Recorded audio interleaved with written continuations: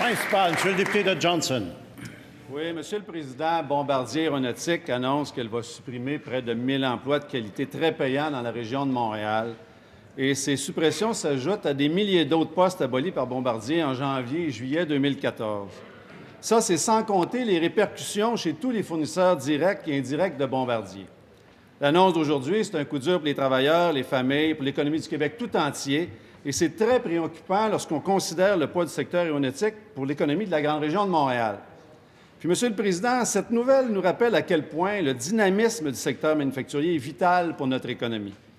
Et dans ce contexte, il est difficile de ne pas constater l'absence d'une véritable politique manufacturière pour développer l'économie du Québec par la création d'emplois de qualité dans le secteur privé.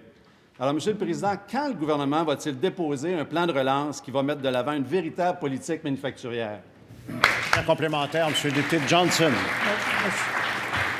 Monsieur le Président, avec tout le respect pour mon collègue, ma question porte sur l'absence de politique manufacturière de la part du gouvernement. Puis s'en remettre à la baisse du dollar canadien puis à la baisse du prix du pétrole comme ils le font, c'est sûr qu'à court terme, ça peut être payant, mais ça ne garantit rien à long terme.